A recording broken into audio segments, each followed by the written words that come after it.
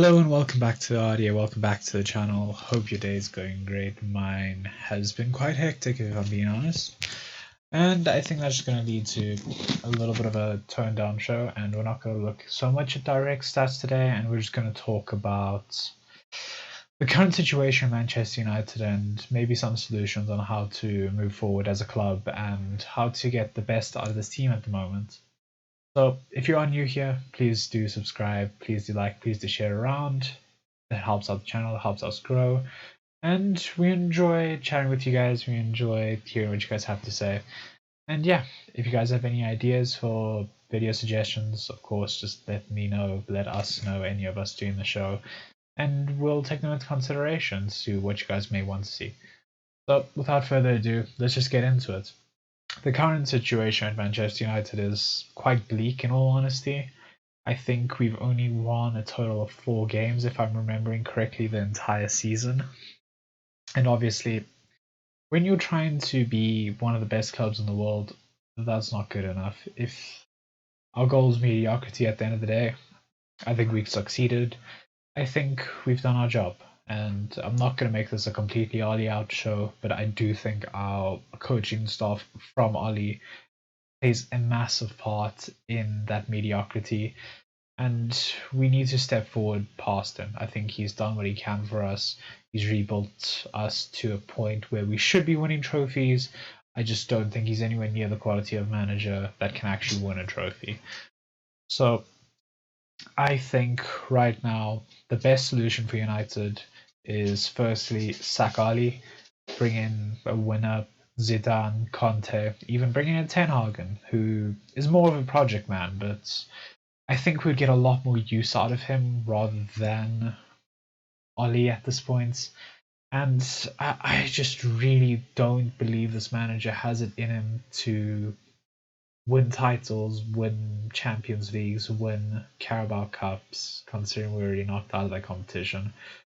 It's rather bleak, and I feel like this will just jump to the second point. I feel like Ollie's lost the dressing room to an extent. I felt a lot of our players throughout this Leicester performance were very subpar.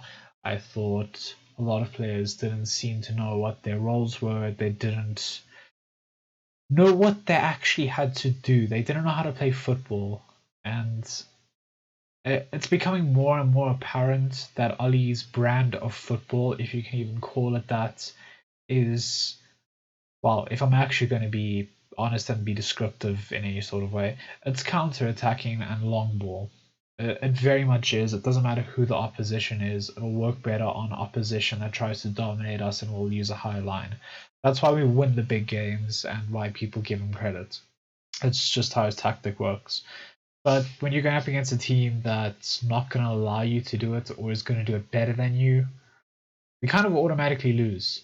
And that's just the situation we've been caught in a lot of times throughout this season and the season before, when Shawnee and I kind of verbalized that we were Ollie out. It is because a lot of this has been systemic. It's been something that we've been looking at for the past 2 seasons under Ole Gunnar Solskjaer. It's nice and well to see Mason Greenwood score fantastic goals like that week in, week out. I wish he could do it week in, week out. But that is not realistic and it's not a tactic we can rely on. We've been saying this for ages. We need a foundation. And that's kind of point number 2.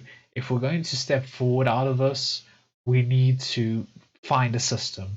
That's the simple way to put it. We need an underlying system that no matter what the day is, whether it's Tuesday, whether it's the day your goldfish died, okay, and you're in a bad mindset, whether it's the happiest day of your life as a footballer, you need a system behind you that you can rely on, good or bad.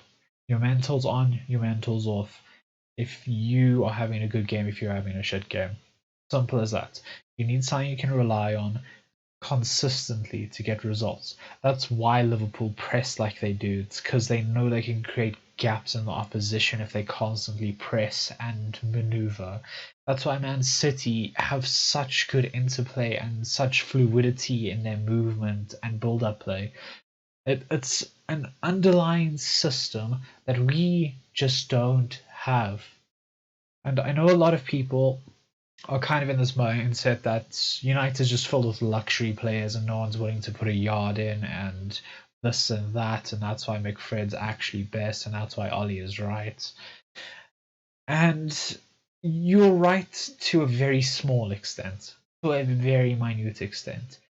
Because the thing is, if you're looking at these so-called luxury players and you want to call them that, why are they performing on international break? Why are they performing to twice the ability that they've ever looked in a Manchester United shirt? And again, it comes down to just the basics. They have an underlying system that they can rely on consistently. And at Manchester United, they are freestyling. It's as simple as that, and we need to move past this if we're to grow. If Ole Gunnar Solskjaer wants to keep his job right now, we need to grow as a football club. We need to have a plan that doesn't involve Victor Lindelof booting it 40 yards for Rashford to chase and hopefully be onside. Okay? Uh, Again, if you watched our match preview for the Leicester game, we called that goal to a T. Shawnee literally drew a picture of it. If you wanted even more proof. Ole Gunnar Solskjaer has a simple plan, and we need to be a lot more diverse. We need to be a lot more expansive than that. I think the third point right now, it kind of relates back to what I started off by saying. It's that it's the dressing room starting to turn a little bit.